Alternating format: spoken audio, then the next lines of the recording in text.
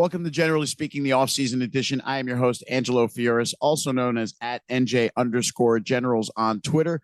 All right, General fans, let's continue with our theme that we've been doing this off-season of Meet the New Generals.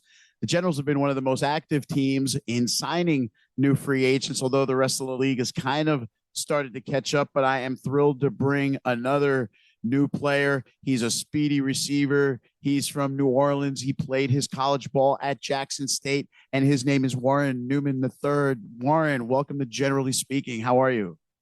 Great, man. Appreciate you, Angelo, for having me on the show. And I appreciate you taking the time to come on and speak with us, introduce yourself to all the Generals fans, and help us get to know you a little bit. Because, you know, the great thing about the USFL is it's exposing us to all of this talent that goes overlooked, especially from the college level, because there's so many teams and so many guys, it's impossible to keep up with everyone. So I'm grateful to get to watch film and tape of guys I never knew were playing before, and I get to see what they do, like a guy like you. So, yeah, you played at Jackson State. You had 4 good years. You played the spring season too, right? And yes, sir. All right, so you're a punt returner. You're a slot receiver. Tell the fans about what kind of player you are, Warren. I'm the type of player just get the ball in my hands, trying to make a play with it any way possible, any way I can help the team. I even like to block. You know, I understand guys be bigger than me, but you know, I'm just a team first guy. So I just want to bring the energy to the team and just help everybody get to where they're trying to be at the end of the day, win a championship, and just, you know, everybody have different goals. So I'm just trying to help the team as much as I can. I love that you love to block, and I love that you pointed that out. For those that don't know you that well yet, you mentioned that, you know, most guys are bigger than you, but tell people exactly, you know, what's your height? I'm 5'6", 150 pounds. So, I mean, that's what I've been for a while. I try the game, but, you know, sometimes it's just not in you. It's not in certain genes. So God blessed me with a gift to be fast and shifty. So that's what I'm rolling with. And I've been playing football for a long time. So I'm just, you know, continue to do what I do. My man, I love to hear that, because as someone who's 5'7" on his best day, I love hearing that you give hope to all the guys our size that just work hard, right? And there's still an opportunity if you really want it. Definitely, just put the work in. And every coach is watching, basically. You know, what's it like? I mean, I know what it's like to be 5'6". You know, what's it like to be 5'6" in a world of guys who are 6'6"?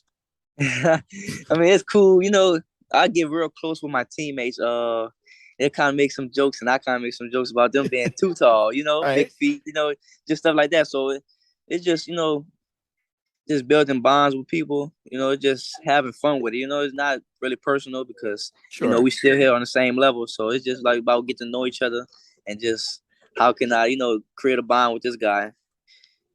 You know, as a fan and a lifelong fan of football, you watch and you sit there and I'm a pretty quick guy. I'm not going to say I'm fast like you, but in my best day, I had a little bit of speed, and you fantasize and you say, I can outrun some of them big dudes. I'm pretty sure I can scooch around one of them, but then slip right on them. Yeah, but then the reality is what happens when one hits me square on, or even worse, what happens when one falls on me? So how am I coming out of that? What happens when you're stuck in a pile of those big dudes, man? I just try not to move too much. And when I can get up, I get up quick as possible. Just, you know, because I know it's going to be a nice little hit. And I just be trying to, like, okay, boom, get up and fast and hurry up and get a ball to the referee and avoid the big oohs and the ahs. And, you know, just trying to go to the next play and just be like, okay, it happened. I'm going to get him next time, you know? So I don't really be trying too much. And when at the bottom of the pile, I just really don't be wanting to move too much because those guys do be heavy. And, you know, that's how injuries be happening by trying to move too fast and stuff like that. So I just let them get up first, and then I just take my time, get up, and then move. I gotcha. Okay. So in school, you had a great career in college. You had 143 catches, 1,200 yards. You had 13 touchdowns. You had a pretty good average per catch, almost 10 yards. And then you returned punts, and that's a lot of grabs in four years. Yeah. You were a big part of that offense. Yeah, definitely. They was finding ways to give me the ball. Sometimes I was the check down, and they know I could make guys miss in a small space. So, I mean, it was just really just trying to get your playmakers the ball, and I was just thankful that they believed in me. I know I had came on in as a walk on, so it's kind of hard to trust guys like that you know that you didn't really recruit, and I guess they see me putting the work in time after time, and it just eventually paid off. I was just always first one on the field, last one off, just steady working because I know I just want to get to the National Football League one day. And, I just dream of playing football. That's my dreams, my inspiration. I just watch guys on TV, guys my size, actually. Darren Sproles, There you go. Deontay Harris, like Cavante Turpin, Sure. And we played against each other in Louisiana football, man, Turpin. You did, huh? Yeah, so I watch him, and I just watch his story and how he just got this opportunity with this team and took advantage. So I just feel like this was a great place for me to be, a great role for me to take. And I'm just ready, excited, and just ready to roll with it. And they need to replace those big shoes of Cavante Turpin's return and punts. The last punt he returned, he took it all the way to the house for a touchdown in the playoff game. So hopefully they have eyes on you kind of helping to fill that role and add some of that departed electricity back into the kicking game and hope without skipping a beat, right? Definitely. We're finna be dynamic just to him or more. Dynamic is the word for sure. And it's, we're sad to see him go, but we're glad to have you here. Sure. Let me ask you a question. You just hit on it. You said you were a walk-on. What's it like for a guy who doesn't get heavily recruited or recruited much at all to walk on, have the size that you have? How much extra do you have to work? You mentioned last on, first on, last off, and all of those things. But then when you're on and you're there with everybody, how much harder do you have to work to show what you got? It just be from day one. I come full speed, 100% every time. Like I'm coming 100 miles per hour every day, bringing energy. You'll never see me just taking days off because I know I don't have time to. Just reps. I can't waste any reps I have. Basically, I have to take every rep. Like at 100%, like it's a game rep basically, because I know I might not get the same opportunity as this guy because he just went to a bigger school. So I know that I have to just do what I have to do every rep, every play, every day, every second, just do everything the right way and just trust the process. I know all the work that I put in is going to come to the light. You can't really hide the work. And I know I put in a lot of work for this. So I just, just take my time every day, learn the playbook, just know all the little details like that, just to make sure I don't have any other mistakes. So when it's time to come down, I know that it wasn't at the playbook. It wasn't the play. It's just it might have been something else. They might need something else. So I just know it. I'm gonna make sure it's not me. Basically, I'm just do everything the right way and handle my business. Right. So you cover every angle that you could possibly control, and you let those other factors you can't control play themselves out. Right. Don't worry about that. For those people that don't know what it's like we know what it's like to be a scholarship player. Schools chase you, you pick one, and then you walk in and you're part of the program for 4 years, right? But when you're not one of those guys and you're a walk-on, what's the process? Do you show up at the college that you sort of register for and show up at football practice the first day and say, hey coach, can I try out and walk on? Or do they kind of at least know who you are and they say, listen, you can try to walk on and we'll make no promises? What's it like? Okay, well, my situation, the coach came to the school. He said he liked me, and Jackson State is a smaller school, so it only get a certain amount of scholarships basically. Right. So they had eventually told me that they had ran out of scholarships, and they were like, I can walk on and earn my scholarship within a year. So I had to sit down with my family, and it was a pretty tough decision, but I'm a guy who will go get her. So I put my mind to it, and then I was like, okay, I'm going to do it, and I did it. And I earned a scholarship within the next year. I had a great freshman year, put a lot of good stuff on film, and the coaches seen that we have something here, a guy that could be explosive, dynamic, and I just continue to have that same work ethic. It's going to be the same chip on my shoulder every day because I know that a lot of schools passed up on me, and just to know that every game that I was playing them, they like, dang, God, you just an electric player. They just come after me, talk to me after the game, and just, I'm like, yeah. like where was that like 4 years ago? Right. Like where was that when I first came out? Because I've been doing it, but it just be like that's a lot of guys that's trying to play college ball, and I just understood that. I just know I had to just work for it. None never was given to me. I always work for everything, and I'm going to continue to work for everything. Like just another step for me to work to where I want to be, and I'm thankful that coach and them gave me an opportunity, and I'm just ready to go with it. So let's talk about now. Let's talk about how the Generals found you. Okay. You finished up with school. You got a little shot in Canada. You returned about two, I think it was two punts and two kickoffs in Yeah, Canada, right? yeah, What happens but it was after a little that? something. I had received a phone call, and it was just like Newman. I was like, yes, sir. He was like, we have really good interest in you. He was like, I know you're in Canada, so he was kind of like telling me like I have to wait till the end of the Canadian League was over with, Right. and then I was like, okay. So then maybe like a week later, after I got my opportunity with the two returns, and they had took me out and didn't really give me a full opportunity basically, and I was still confused, but I could control what I could control basically like so. It was crazy how he called me and was like, "Yeah, we're gonna offer you the contract." He was like, "I've been watching you for 2 years, 3 years. I like what you put on film.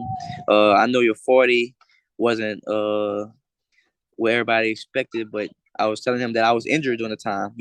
But I still had to do it because a guy my size, I don't have no room to miss anything, and I Right. wasn't healthy at the time. So I just had to understand that was my pathway. I know everybody have different pathways. So then he had called me. He was like, "I have an opportunity for you. Um, we just have a guy just like you. Cavante Turpin just went straight to the league, play with the Cowboys. You're like, you can play the same role, and it's up to you. It's your opportunity that I'm presenting to you." So I said, "Coach, I'm taking it. Like, I don't need anything else. I don't need nothing else. I'm taking it, Coach. Thank you so much. You feel me? Appreciate you. Because a lot of guys I know that's still looking for opportunity, and I'm thankful and I'm grateful. Uh, thank God, pray every Right. night. Just really happy, excited that this opportunity coming, and I'm getting a chance to work on some extra things, some more speed, trying to get faster. Really, Yeah. Faster. and just let them know that I'm really like that. So Right. I'm really fast. So like just knowing that it was on paper like that, it hurt me. But it's part of the process. Something that I Right. can't control again. But I had to run the time just to show them that I still can move though. What was your time, by the way? It was 4.6. In no way I'm a Woo. 4.6 guy. Yeah. Yeah. That was off. What's your legit 40 time? 4.4 for sure. 4-4. All Four right. four for Nice. sure. Hey, who called you? Was it Coach Steve Smith? Yeah, Coach Smith. Yeah. And I bet he laid out like his vision for you too, right? Didn't he? Definitely. I'm picturing it with him, so it's so All right. exciting. Just so exciting, bro. He has a way. He has a way of doing that, doesn't he? Definitely. Putting a So, smile on my face as soon as he say Newman. That had you ever spoken to Coach Smith before he called you? was my first time. Any other USFL teams knock on your door? No, I had a XFL coach, Coach Austin from the Houston team, Mm-hmm. but it was he asked me to go do like a couple more workouts. I mean, like a workout after I came from Canada, but then I already had the contract in front of my face, so I was like, hey, why would I go do that? And I had this contract here. And the same guy that I'm like just went to the league. So like just take this opportunity. I have a little time, to lift off season, basically get myself together.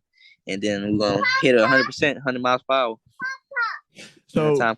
how great is that you had actually multiple opportunities? You had one league already speaking to you, and then you had the already existing team come right to you with a pathway, like you used the word a minute ago, a pathway kind of open to you to say, hey, here's your chance to do exactly what we did for someone else.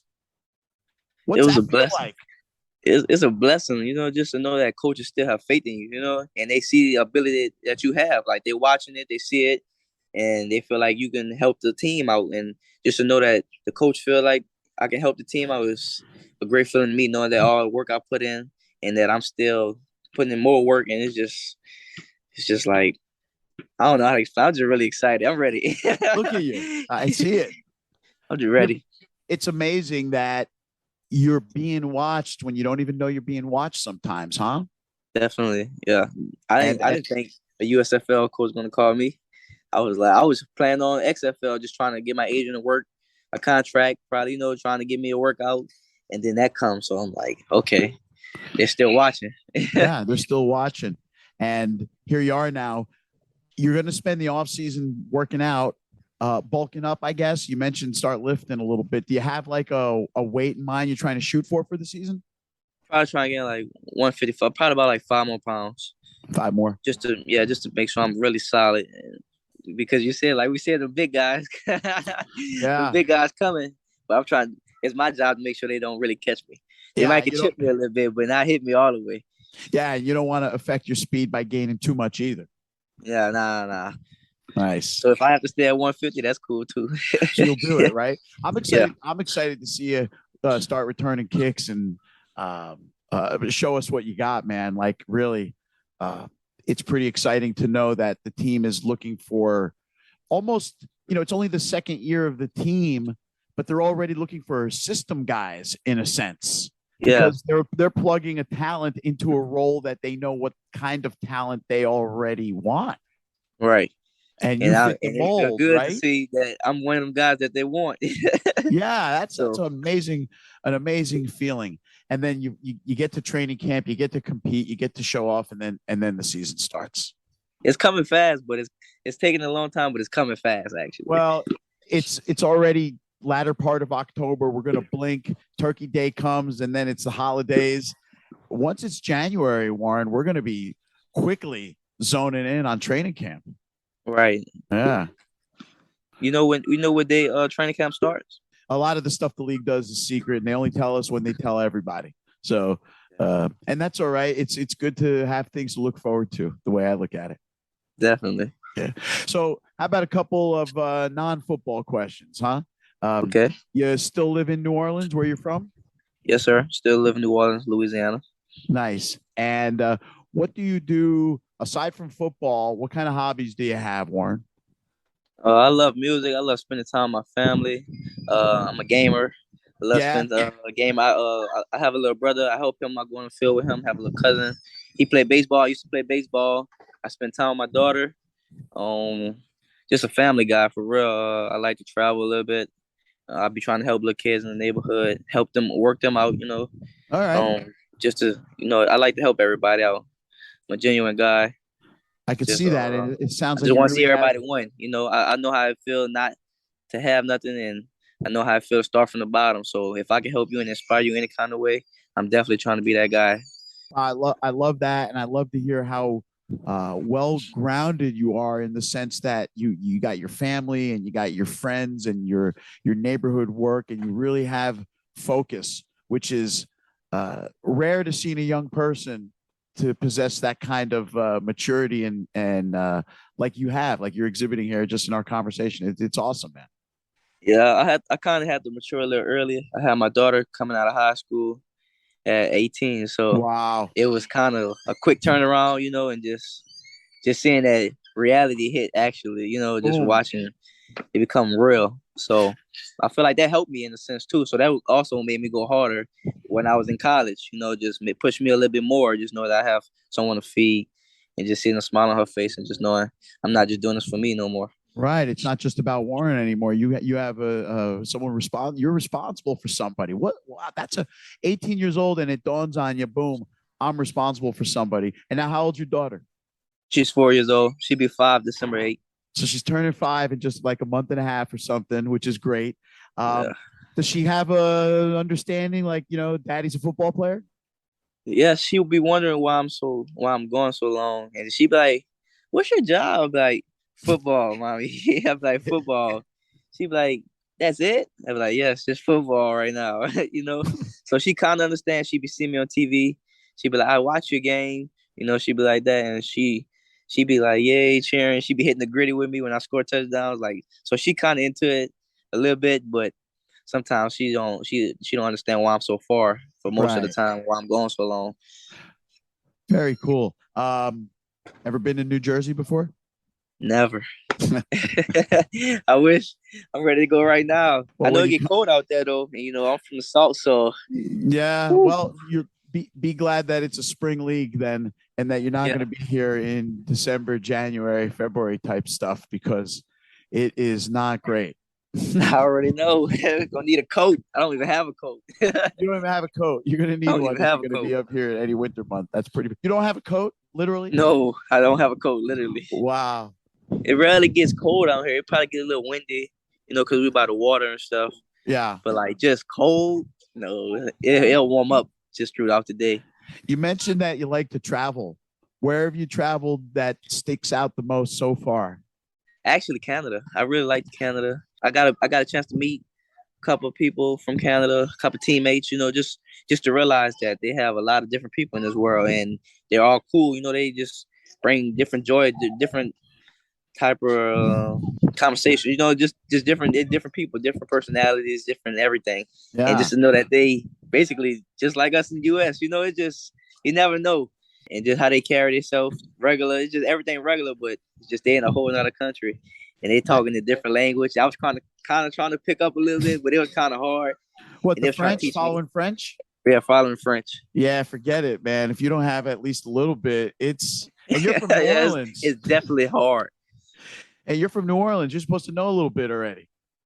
Yeah, I took Spanish. You took Spanish. I took Spanish in high school. Hey, what was your major in college? It was criminal justice. Ah, nice. Do you see yourself pursuing that as your career goes on and you look to do other things?